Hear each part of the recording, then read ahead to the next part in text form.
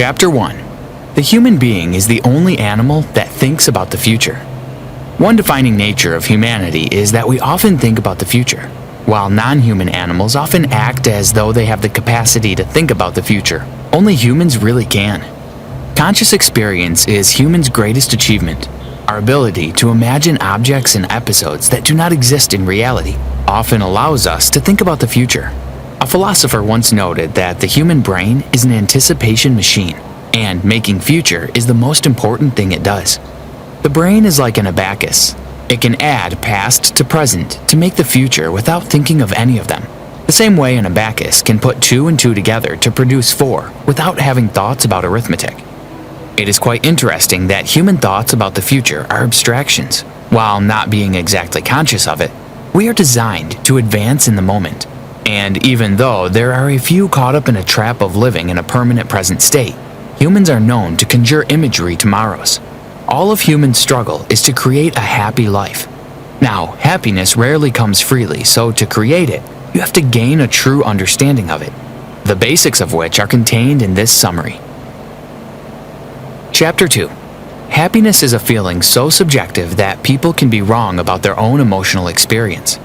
Happiness is used to indicate 3 things. Emotional happiness. The most basic of the 3, emotional happiness. The most basic of the 3, emotional happiness, is a phrase for a feeling and an experience. Emotional happiness is a subjective state, and therefore has no objective referent. It is a feeling like the one that makes our bellies warm. Moral happiness. There's a school of thought that follows that the word happiness does not indicate a good feeling. Rather, it indicates a very special good feeling that stems from living one's life in a proper and morally right way, a Socrates and non-pig-like way. Judgmental happiness. This is when the word is used to express a belief about the merits of some things. In this case, when we use the word happy, we are saying that something is a potential source of a pleasurable feeling, even if we don't necessarily feel it at the moment. Happiness as a subjective feeling is difficult to explain to ourselves and to others. Due to the subjectivity therein, it's very difficult to evaluate people's claim of their own happiness. A great number of people cannot plan or imagine their future accurately. This is largely due to the fact that experience is subjective. Ideally, people shouldn't know how others are feeling, but they are expected to know how they feel themselves. It is therefore strange when sometimes people seem not to know their hearts. Oftentimes, people say what they perceive to be true, but their perception is wrong. The idea that we can have mistaken feelings about some things seems impossible, but it does happen. Sometimes we feel pain when there actually is none, and there are few times we do not feel pain when in fact we are in pain. There is a difference between feeling pain and believing one is feeling pain. Chapter 3. Human experience is distinct from awareness as our recollections aren't perfect. The concepts of experience and awareness might seem alike, but there is quite a huge distinction. This disassociation can cause a lot of confusion with our emotions and experiences. This gap between experiences can be bridged by keeping in mind these 3 premises. Number 1. There is no perfectly reliable tool to measure someone's happiness. Many devices have been created by scientists to this end, yet they all end up being another imperfect approximation of the truth. Subjective happiness made sure of that. Therefore, we need to accept and sort of embrace the imperfection of truth-measuring methods. Number 2. There are other measures to happiness, but the measures of subjective experience, despite their flaws, are better options. The honest, real-timed report might have its own imperfections, but it is the least flawed. Other means, such as physiography and electromyography, are much more rigorous, scientific, and more objective than a person's claims. Number 3. Imperfections in measurement are only a problem when we don't recognize them. If recognized, the researcher could opt for the option of large numbers. Example, ask many people the same questions and opt for the most common answers. This has lots of odds, but calculations can be properly done. We often like to think that our recollections are completely accurate, but the truth is the brain is tricky. In fact, our recollections often lack accuracy or realism. This is largely due to the fact that our imagination relies heavily on memory and perception, which are prone to add false details to our recollections and thoughts. There are certain details we miss out on, yet our brain fills them up. Our brains attempt to complete the missing piece in the puzzle. Good intentions, maybe, but this does threaten the idea of truth. We see things that aren't really there, remember things that didn't really happen because our brain chooses to fill up for these things. Without the filling in trick the brain pulls on us, we all would have sketchy memories and an empty imagination. We'd be missing out on this subjective experience that so defines our truth. Even though it comes at a price, the brain, through these fill-ins, helps us form a smooth and normal reality. Chapter 4. Our imagined future is always a reflection of our present. Human imagination is structurally biased toward the present, and it thoroughly infuses our imaginations of the future with realities of the present. Just like the past is different from the present and the future are two separate worlds which often get mixed up in the head. This makes people carry projections of their current circumstance and values onto the future. It's often a problem to have the present and the future mixed up, as the future is often so distinct from the present so that the projections are misleading. Humans do not just sit down with a sheet of paper and start logically listing the pros and cons of the future events we are contemplating, but rather, we contemplate them by stimulating those events in our imaginations, and then noting our emotional reactions to the stimulation. Just as imagination previews objects, so does it pre-feel events. Daniel Todd Gilbert. Pre-feeling is kinder on our minds than logical thinking.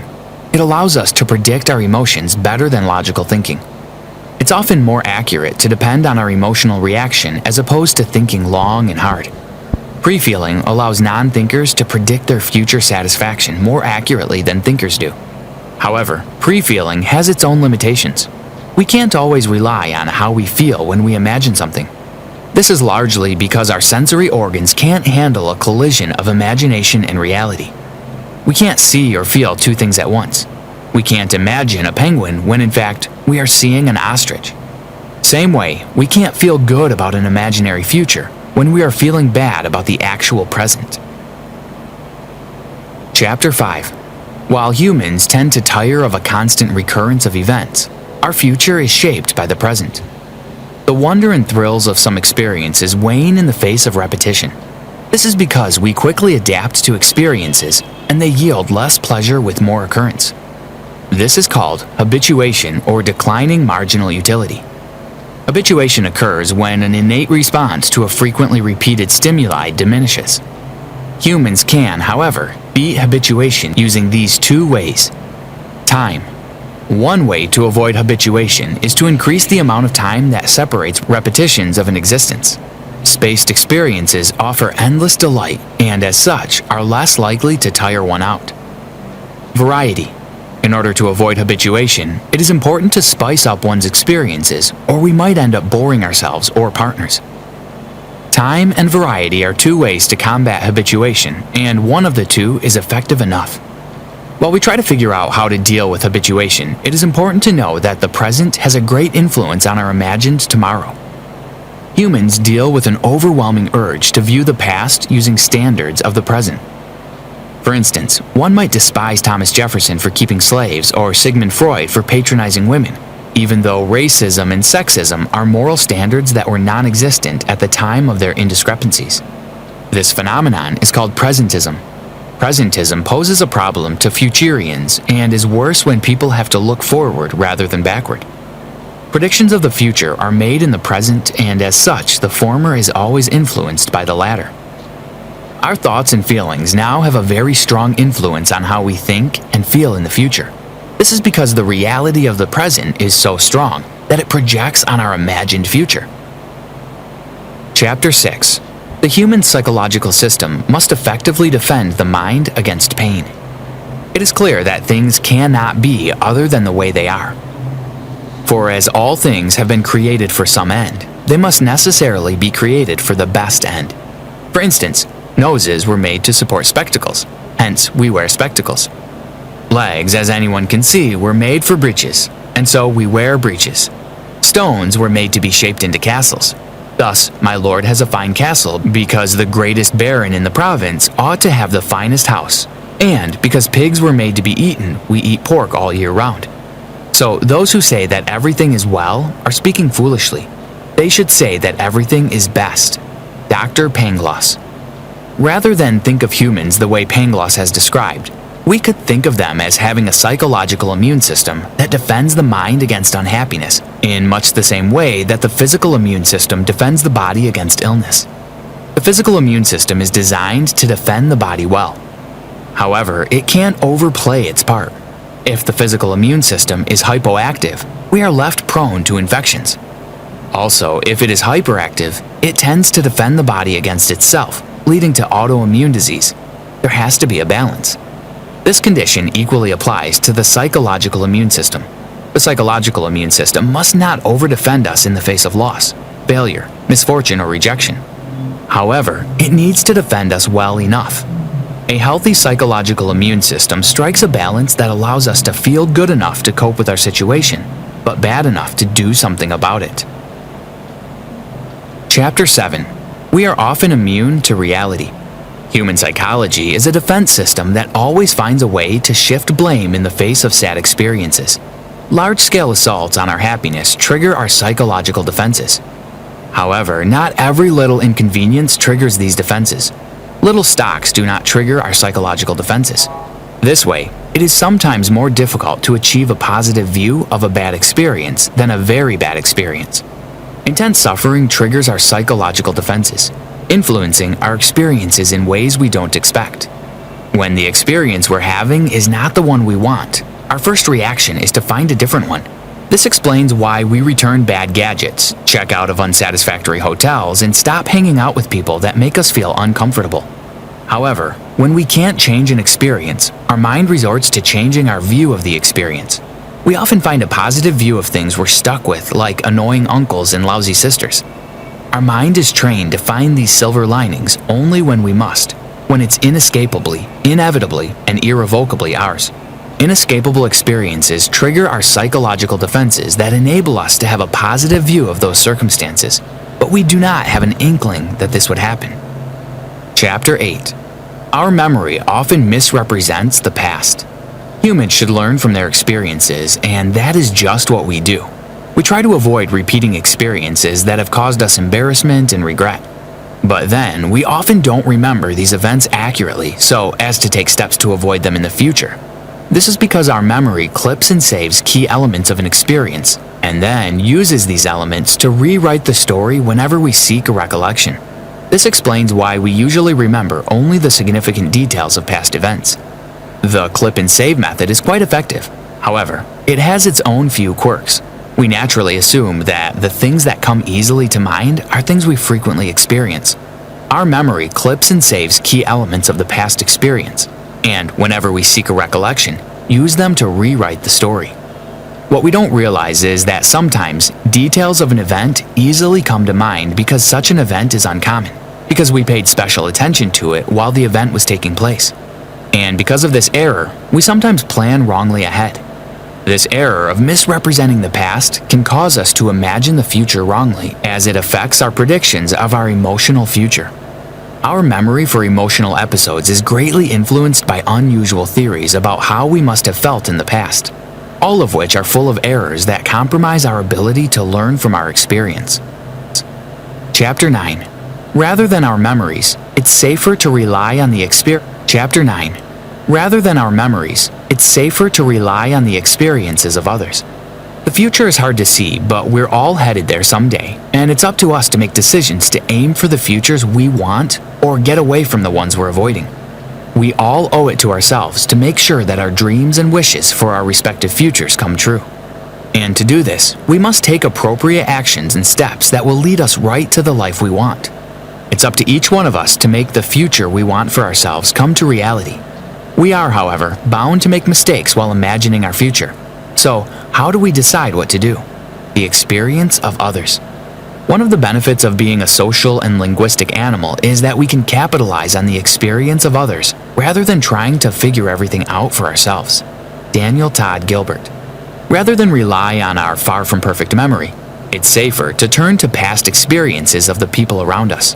We don't have to imagine what it would feel like to marry a doctor, change jobs, or move to a new house when we have people around us eager to share from their wealth of experiences. To gauge a healthy future emotional well-being and thus create our own happiness. Try this. Rid Conclusion. Imagination has its own shortcomings, as it often fails to provide us with accurate previews of our emotional futures. Our imagination fills in and leaves out as it deems fit, projects the past onto the future, and also fails to recognize that bad things won't feel so bad once they happen. These shows that imaginations aren't accurate predictions of our future emotional experiences. Our thoughts and feelings today lead up to our thoughts and feelings in the future. Therefore, the best way to predict our feelings tomorrow is to see how others are feeling today. People, however, do not often use this method as they should. We pay little or no attention to the present as a gauge for tomorrow. We should do better. Even though it doesn't suit our ego, we should always listen to people communicate their beliefs about happiness. This way, we can shape up an accurate idea of satisfaction. We need to acknowledge that we have a lot to learn from the emotional experience of others, and it does make sense to observe their level of happiness in different circumstances. Only this way can we quite accurately gauge a healthy future emotional well-being, and thus create our own happiness. Try this. Rid yourself of all narcissistic views and behaviors. Clear out the garbage and take control of your emotional state of mind. Learn from the experiences of people around you. Things might not look very clear from the outside, but look deep inside. There's always something to learn.